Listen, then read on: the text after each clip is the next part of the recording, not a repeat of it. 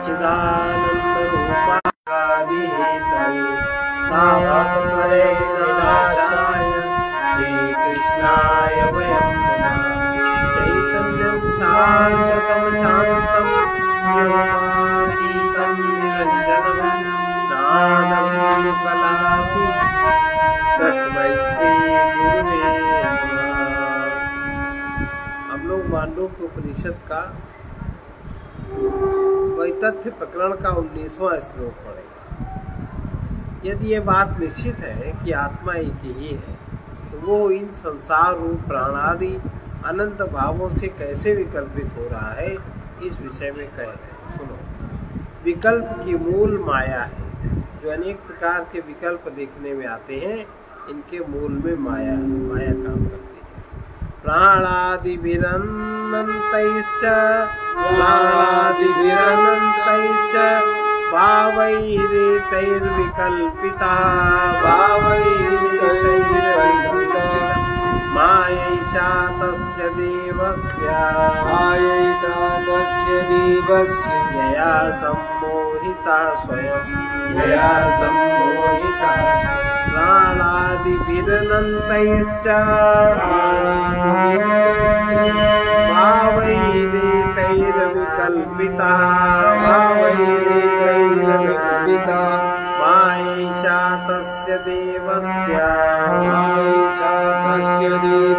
यया सम्मोहिता स्वयं।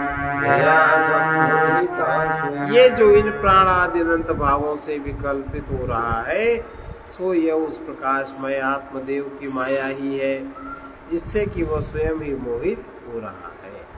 यह उस आत्मदेव की माया है, जिस प्रकार मायावी द्वारा प्रयोग की हुई माया निर्मल आकाश को पल्लव युक्त पुष्पित पादपों से परिपूर्ण कर देती है, उसी प्रकार यह भी उस देव की माया है, जिससे कि यह स्वयं भी सम्मोहित हुए के समान मोहग्रस्त हो जाता है। मेरी माया का पार पाना कठिन है, ऐसा भगवान ने स्वयं भी कहा है। मूल तत्व संबंधी विभिन्न मतवाद, जो मूल तत्व है उसके विभिन्न लोग अपने अपनी बात कहते हैं। प्राणैति प्राणविदो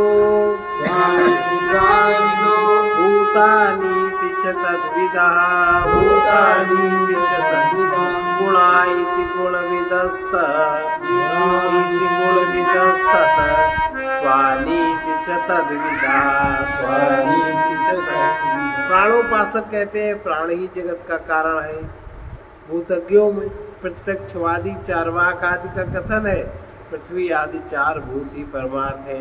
गुणों को जानने वाले सांख्यवादी कहते हैं गुण ही सृष्टि के हेतु है, तथा तत्वज्ञ शैव कहते हैं आत्मा विद्या शिव, ये तीन तत्व ही जगत के प्रवर्तक है। पादाइति पादविदो विषयाइति तद्विदः लोकाइति लोकविदो देवाइति च तद्विदा। पाद वेदता कहते हैं कि विश्व आदि पाद ही संपूर्ण व्यवहार के हेतु हैं। वात्सयन आदि विषयज्ञ कहते हैं शब्द आदि विषय ही सत्य वस्तु हैं। लोकवेदताओं को पौराणिक का कथन है लोक ही सत्य है, तथा देवोपासक कहते हैं इंद्र आदि देवता ही सृष्टि के संचालक है। वेदाइति वेदविदो यज्ञाइति च तद्विदा भोक्तेति च भोक्तृविदो भोज्यमिति च तद्विदा। वेदज्ञ कहते हैं ऋग आदि चार वेद ही परमार्थ है। याज्ञिक कहते हैं यज्ञ ही संसार के आदि कारण है। भोक्ता को जानने वाले भोक्ता की ही प्रधानता बतलाते हैं, तथा भोज्य के मर्मज्ञ सूपकारादि भोज्य पदार्थों को ही सारवत्ता प्रतिपादन करते हैं। सूक्ष्म इति सूक्ष्मविदः स्थूल इति च तद्विदः मूर्त इति मूर्तविदो अमूर्त इति च तद्विदः। सूक्ष्मवेदता कहते हैं आत्मा सूक्ष्माणु परिमाण है। स्थूलवादी चार्वाक आदि कहते हैं स्थूल है। मूर्तवादी साकारोपासक कहते हैं परमार्थ वस्तु मूर्तिवान है, तथा मूर्तवादी शून्यवादियों का कथन है कि मूर्तिहीन है। काल इति कालविदो दिशैति च तद्विदा वादा इति वादविदो भुवनातीति तद्विदा। कालज्ञ ज्योतिषी लोग कहते काल ही परमार्थ है, दिशाओं के जानने वाले सर्वोदय शास्त्री कहते हैं दिशाएं ही सत्य हैं। वादवेत्ता कहते हैं धातुवाद मंत्रवाद आदिवाद ही सत्य है, तथा भुवन कोश के ज्ञाताओं का कथन है कि भुवन ही परमार्थ है। मन इति मनोविदो बुद्धिरिति च तद्विदा चित्तमिति चित्तविदो धर्मा धर्मौ च तद्विदा।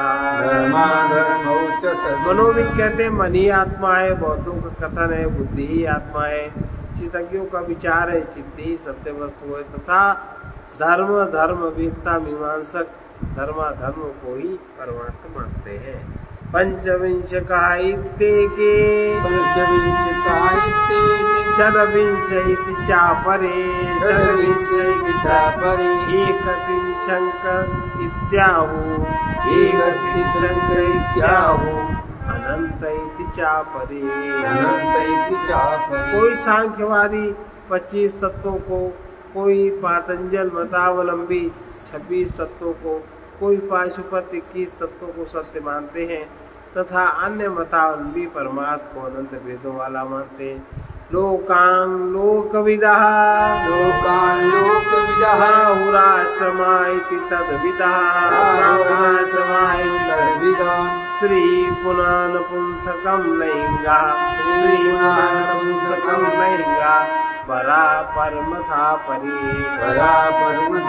लौकिक पुरुष लोक अनुरंजन को, आश्रमवादी आश्रमों को ही प्रधान बताते हैं, लिंगवादी स्त्रीलिंग पुरलिंग नपुंसक लिंग को तथा दूसरे लोग और अपर वर्ग को परमात्मा मानते हैं। षष्ठी षष्ठीविदो लय इति च तद्विदः स्थितिरिति स्थितिविदः सर्वे चेहतु सर्वदा। षष्ठी वेदता कहते हैं षष्ठी ही सत्य है, लयवादी कहते हैं लय ही परमार्थ वस्तु है, तथा स्थिति वेदता कहते हैं स्थिति ही सत्य है। इस प्रकार कहे हुए और बिना कहे हुए सभी पाठ इस आत्म तत्व में सर्वदा कल्पित है।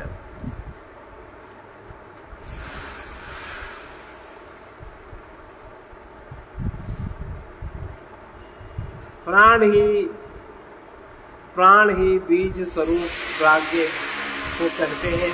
ऊपरी स्थिति पर्यंत सब विकल्प उसी के कार्य भेद है।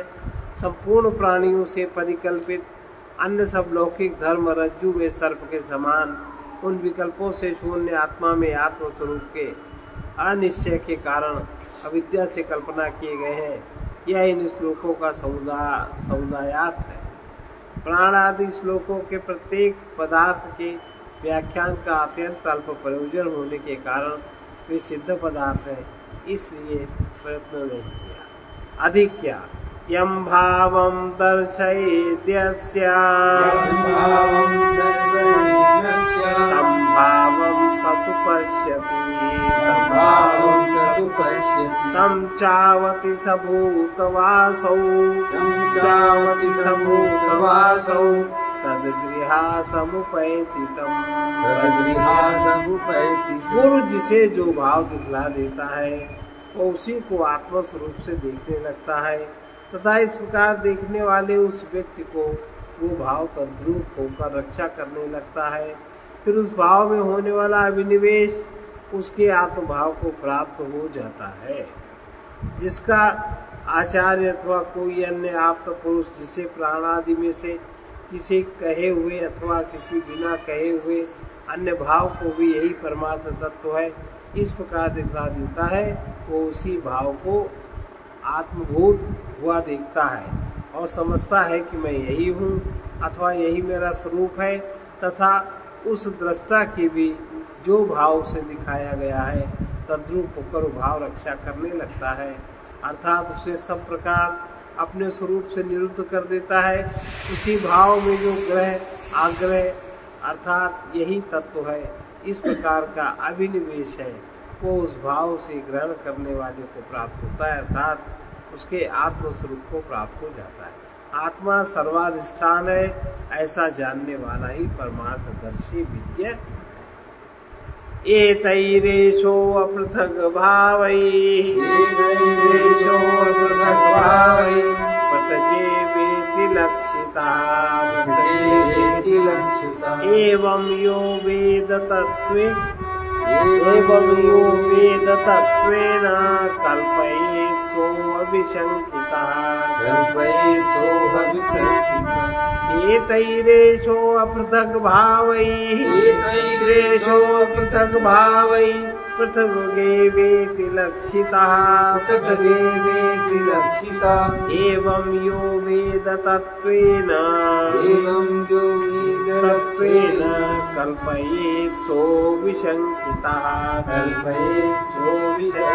इस प्रकार सबका अधिष्ठान होने के कारण इन प्राण आदि अपृथक भावों से पृथक न होने पर भी अज्ञानियों द्वारा ये आत्मा भिन्न नहीं माना गया है। इस बात को जो वास्तविक रूप से जानता है वो निशंक होकर वेदार्थ की कल्पना कर सकता है। रज्जु में कल्पित सर्पादि भावों से रज्जु के समान ये आत्मा अपने से अपृथक भूत प्राणादि अपृथक भावों से पृथक ही है, ऐसा मूर्खों को लक्षित अभिलक्षित अर्थात निश्चित हो रहा है। विवेकियों की दृष्टि में तो यह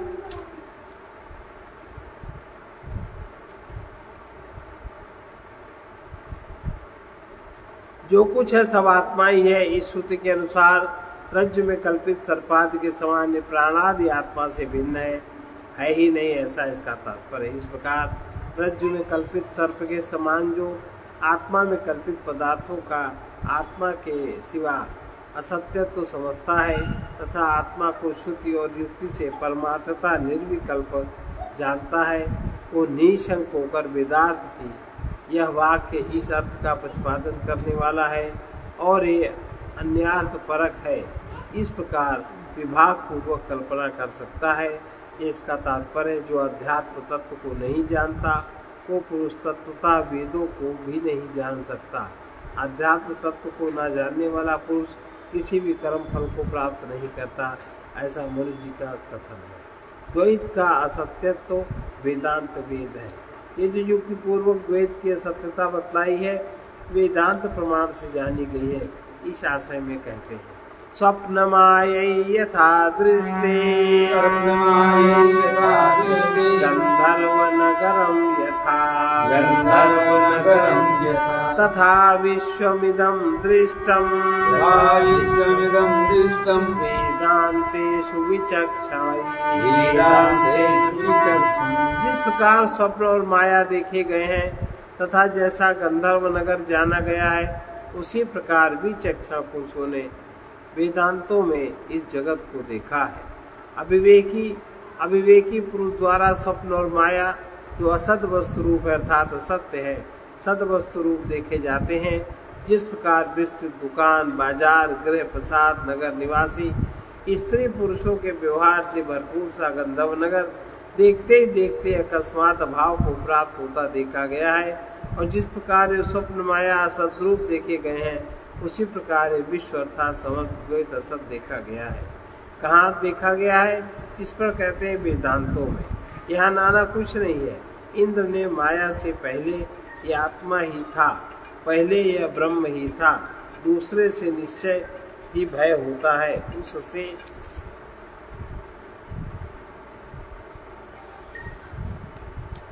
दूसरा कोई नहीं है। जहाँ इसके लिए सब कुछ आत्मा हो गया है इत्यादि वेदांतों से विचक्षण अर्थात निपुणतर वस्तुदर्शी पंडितों द्वारा देखा गया है। ये इसका तात्पर्य है। यह जगत अंधेरे गड़े के समान और वर्षा की बूंद के समान नाश प्राय सुख से रहित और नाश के अनंतर अभाव को प्राप्त हो जाने वाला देखा गया है। इस व्यास स्मृति से भी यही बात प्रमाणित होती है। परमार्थ क्या? ये आगे का श्लोक इस प्रकार के विषय का उपसंहार करने के लिए है।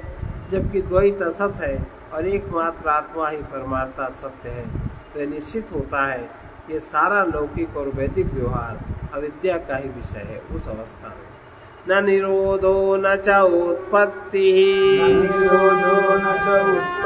न बद्धो न च साधका, न मुमुक्षुर्न वै मुक्ता, तेषा परमार्थता। न निरोधो न च उत्पत्ति, न बद्धो न च साधका, न मुमुक्षुर्न वै मुक्ता, इत्येषा परमार्थता। सच बात तो ये है, न प्रलय है, न उत्पत्ति है, न बद्ध है, न साधक है, न मुमुक्षु है और न मुक्त ही है, यही परमार्थता है। न निरोध है, निरोध का नाम निरोध यानी प्रलय, उत्पत्ति जनन को, बद्ध संसारी जीव को, साधक मोक्ष के साधन वाले को, मुमुक्ष मुक्त होने की इच्छा वाले को, और मुक्त बंधन से छूटे हुए को कहते हैं। उत्पत्ति और प्रलय का अभाव होने के कारण ये बद्ध आदि भी नहीं, यही परमार्थता है। उत्पत्ति और प्रलय का अभाव किस प्रकार है, इस पर कहा जाता है द्वैत की असत्यता होने के कारण इनकी भी सत्ता नहीं है। जहाँ द्वैत जैसा होता है, जो यहाँ नानावत देखता है, ये सब आत्मा ही है, ये सब ब्रह्म ही है, एक ही अद्वितीय है, ये जो कुछ है सब आत्मा है इत्यादि अनेकों श्रुतियों से द्वैत की सत्यता सिद्ध होती है। उत्पत्ति अथवा प्रलय सत्य की ही हो सकती है, सत्संगादि उस वस्तु की नहीं होती। इसी प्रकार अद्वैत वस्तु भी उत्पन्न या नष्ट नहीं हुआ करती, लीन नहीं हो, उत्पन्न या लीन नहीं होती। जो अद्वय हो वो उत्पत्ति प्रलयवान भी हो सकता है, ये तो सर्वथा विरुद्ध है। इसके सिवा जो प्राणाद रूप द्वैत व्यवहार है वो रज्जु में सर्प के समान आत्मा में ही कल्पित है। ये बात पहले भी कही जा चुकी है। रज्जु सर्पाद रूप मनोविकल्प की भी रज्जु में उत्पत्ति या प्रलय नहीं होती। रज्जु सर्प की उत्पत्ति या प्रलय न तो मन में होती है और न ही मन और रज्जु दोनों में ही। इसी प्रकार द्वैत का मनोमयत्व ही भी समान ही है, क्योंकि मन के समाहित अथवा सुषुप्त हो जाने पर द्वैत का ग्रहण नहीं होता, अतः सिद्ध होता है द्वैत मन की कल्पना मात्र है। इसलिए ठीक कहा गया कि द्वैत के सत्यता होने के कारण निरोध आदि का अभाव ही परमार्थता है। पूर्व पक्षी कह रहे यदि ऐसा है तो शास्त्र का व्यापार द्वैत का अभाव प्रतिपादन करने में ही है, अद्वैत बोध में नहीं है, क्योंकि इससे विरोध आता है। ऐसी अवस्था में द्वैत के वस्तुत्व में कोई प्रमाण न होने के कारण शून्यवाद प्रसंग उपस्थित हो जाता है, क्योंकि द्वैत का तो भाव। सिद्धांतवादी कहते हैं ऐसी बात नहीं, क्योंकि रज्जु सर्पादि का विकल्प निराधार होना संभव नहीं है। इस प्रकार पहले निराकरण कर दिए जाने पर भी इसी शंका को फिर क्यों उठाते हैं। इस पर शून्यवादी कहता है सर्व भ्रम की अधिष्ठान भूता रज्जु भी कल्पिता ही है, इसलिए ये दृष्टांत ठीक नहीं, ऐसी बात नहीं। कल्पना का क्षय हो जाने पर अविकल्पित आत्मा की सत्ता उसके अल्पिकत्व के कारण संभव हो सकती है। यदि कहो रज्जु सर्प के समान उसकी सत्ता है तो ऐसा कहना ठीक नहीं, क्योंकि ये अविकल्पित रज्जुवंश के समान सर्पाभाव के विज्ञान से पहले ही सर्वथा अविकल्पित रूप से विद्यमान है। इसके सिवा जो विकल्पना करने वाला है होता है, उसे विकल्प की उत्पत्ति से पहले विद्यमान स्वीकार करने के कारण उसकी असत्ता नहीं मानी जा सकती है।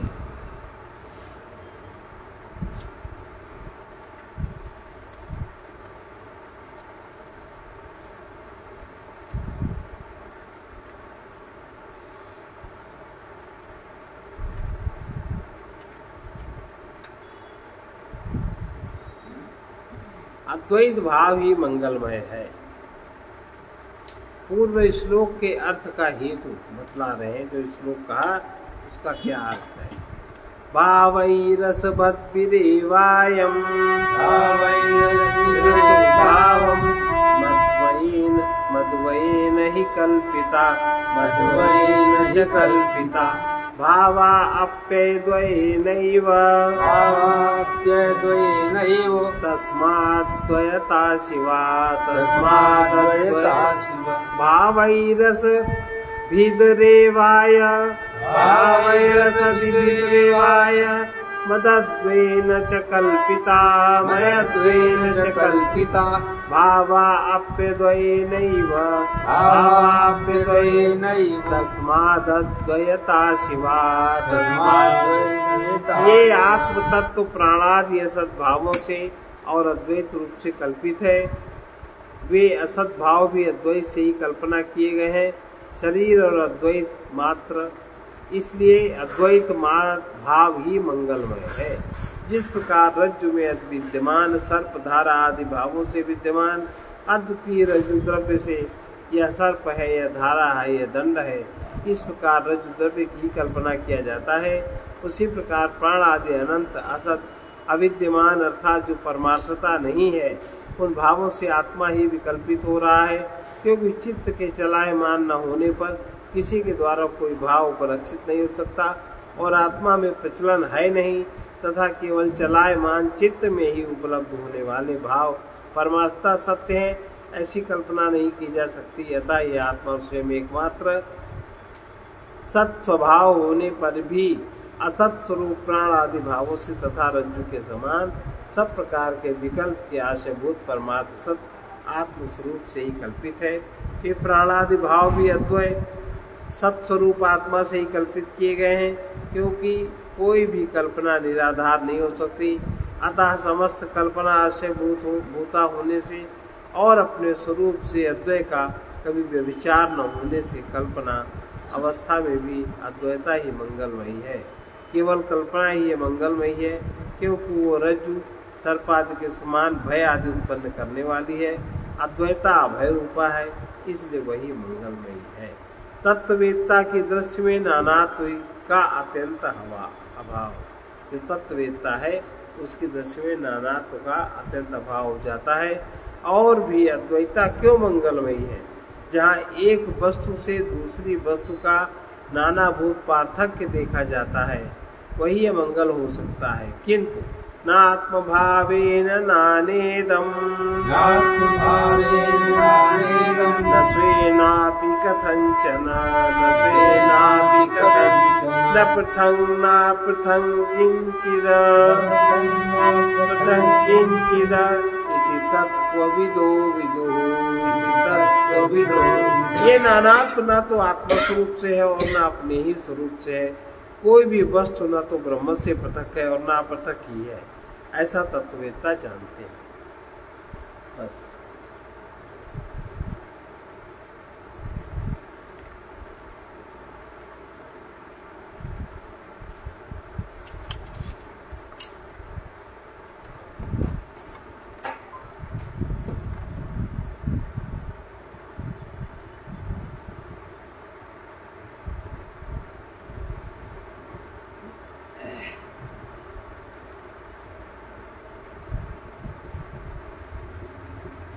सत्यनाम सदगुरु से पाया, सत्यनाम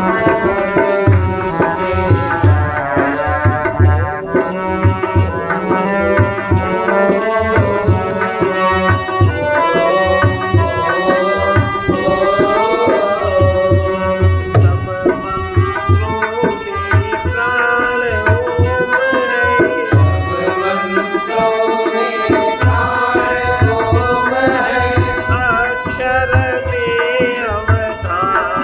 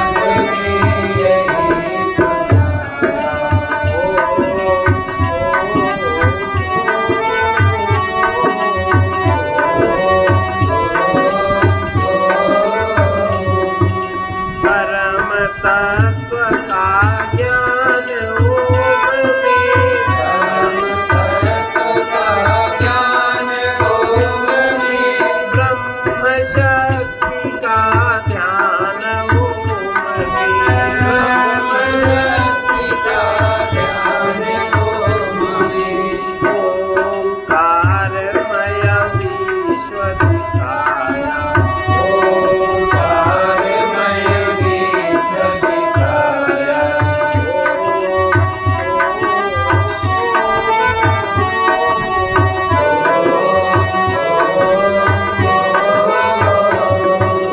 इसमें जीव इसी ने खाया, इसमें जीव इसी ने खाया,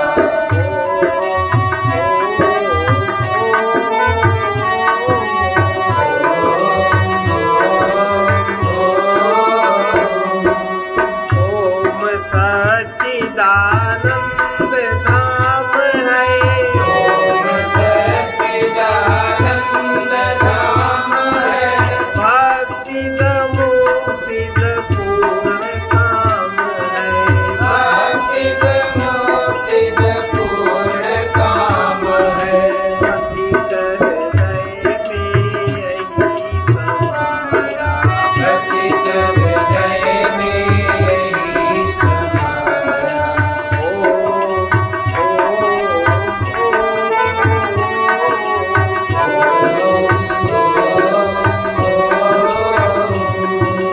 सत्य नाम सतगुरु से पाया, सत्य नाम सद्गुरु से पाया,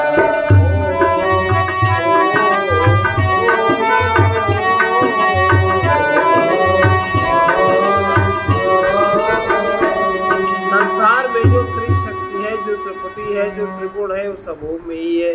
ओम का ध्यान करने वाला त्रिभुवन में जगत को पार कर शून्य में शांत रहकर परम तत्व का बोध प्राप्त करता है। अधिकारी ही ओम का ध्यान कर सकते हैं। ध्यान योग द्वारा पांचवें शरीर में ओम का नाद प्रस्फुटित होता है। सर्वे भवन्तु सुखिनः, सर्वे सन्तु निरामयाः, सर्वे भद्राणि पश्यन्तु मा कश्चित् दुःखभाग् भवेत्। कृष्णाय वासुदेवाय हरे परमात्मने प्रणतक्लेशनाशाय गोविन्दाय नमो नमः। उग्रवीर महाविष्णु, उग्रवीर महाविष्णुं ज्वलन्तं सर्वतोमुखं, ज्वलन्तं सर्वतोमुखं, नृसिंहं भीषणं भद्रं, नृसिंहं भीषणं भद्रं, मृत्युर्नमाम्यहम्। मृत्योर्नमामि।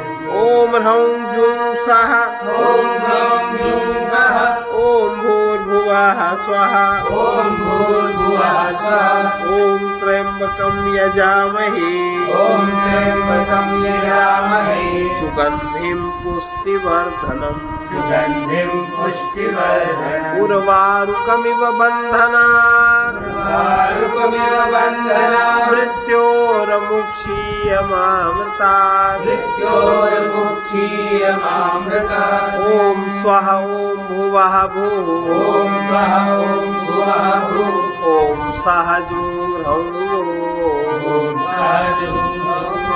असतो मा सद्गमने, तमसो मा ज्योतिर्गमने, मृत्योर्मामृतगमने। ॐ पूर्णमदः पूर्णमिदं पूर्णात् पूर्णमुदच्यते